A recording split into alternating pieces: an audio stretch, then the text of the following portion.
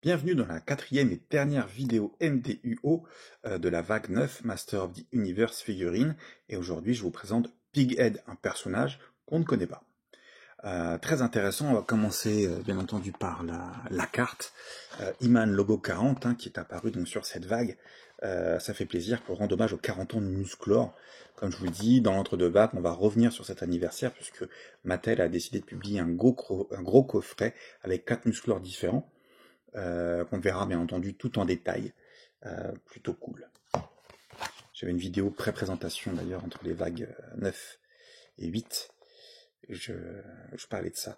Alors, l'arrière de la carte est assez intéressant. En fait, Pighead, comme Sunman, chez nous, c'est pas vraiment concret.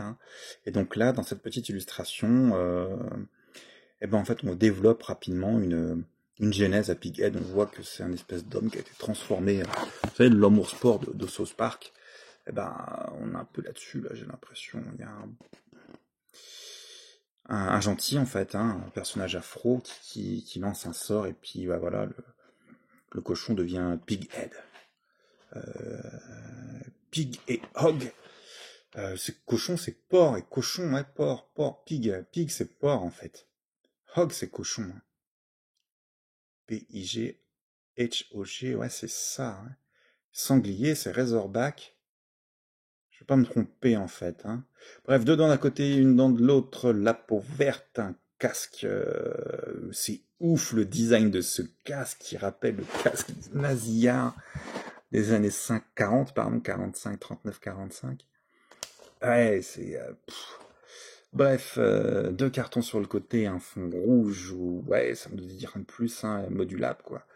Les cross art, on reparle donc de Iman, Mantena, Skeletor, Pighead. Si tout cela, si ce personnage-là vous intéresse, vous regardez la vidéo d'avant, les vidéos d'avant, de la vague 9, et puis même celle de toutes les vagues.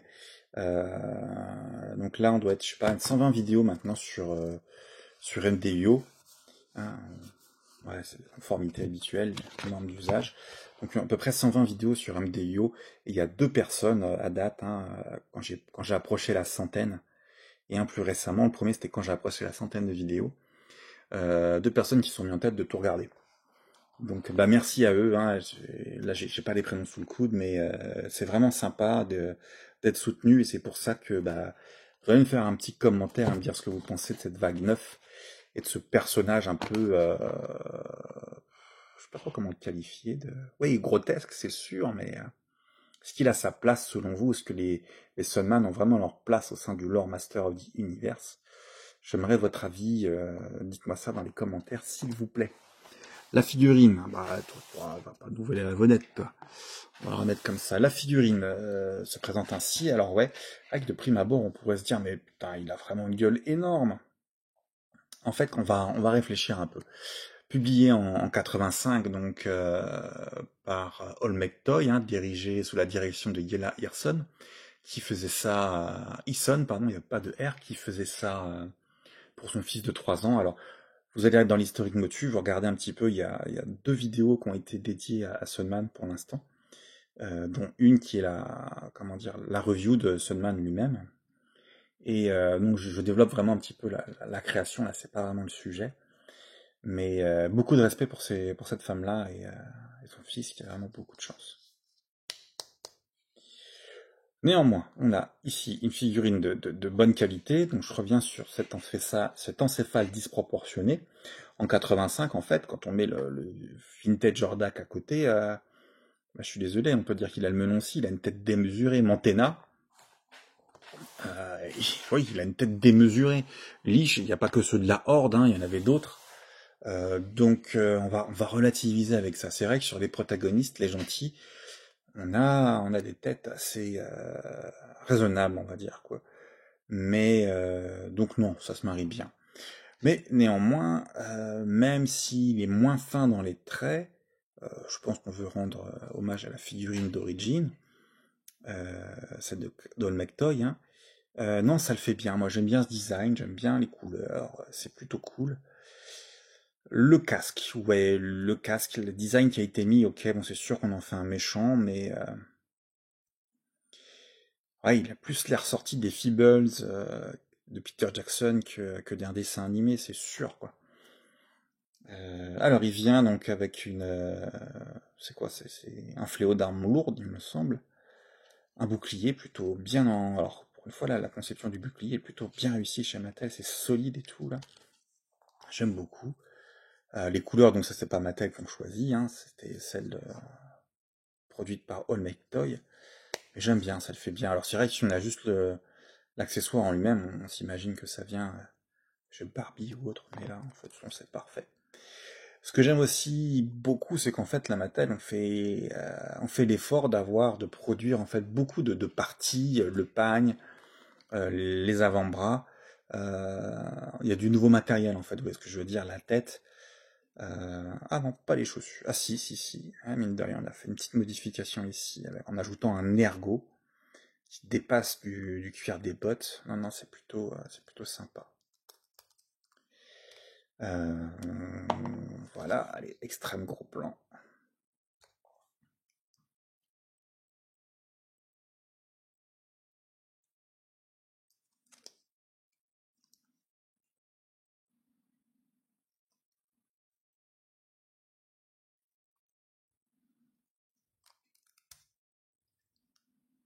J'aime bien aussi la façon dont c'est fait. Ça me rappelle aussi les personnages bootleg Motu un petit peu, mais dans un sens, euh, bah, All McToy n'en était pas loin, hein. C'était pas du bootleg, j'allais dire officiel, hein. C'est un peu ridicule ce que je dis, mais en fait, pour moi, c'est pas du bootleg ce qu'a fait Eli Eason et All McToy, dans la mesure où ils avaient vraiment une légitimité et un concept réel qu'ils ont vraiment développé. Ils sont allés plus ou moins jusqu'au bout, hein. Ils se sont arrêtés parce qu'il n'y avait pas trop de ventes à mon avis.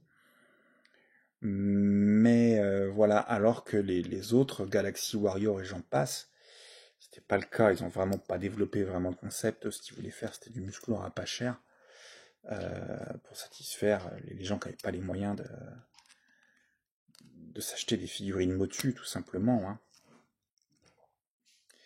Voilà, on a à peu près tout dit, hein, cette vidéo, tout ça à sa fin. Je vais remettre ce bouclier que j'aime beaucoup. J'aime vraiment l'ergonomie de ce bouclier. J'ai pas vérifié si la figurine vintage avait 3 doigts, de Big Head. Non, vraiment, je veux savoir un petit peu ce que vous pensez de ce personnage aussi, à part entière. Dans le design, on est un peu plus léger aussi, là, hein. Après, il faut savoir que cette figurine-là, ce personnage, pardon, est aussi sorti dans la gamme Masterverse. Du coup, ce qui nous donne un indice sur la façon dont fonctionne Mattel. C'est-à-dire qu'ils font l'acquisition d'une licence, ici celle de Sunman de chez All McToy, et du coup, bah, il faut qu'ils la rentabilisent. Donc, ça sort tout de suite, quasiment en même temps, chez Origins et chez Masterverse. Voilà, c'est pas un hasard. Bah écoutez, merci de m'avoir suivi, mesdames, messieurs, et puis on se retrouve très prochainement pour les figurines de luxe, Snotspout et Leash, et on clôturera en beauté la vague 9 avec le véhicule Rotown. À très vite.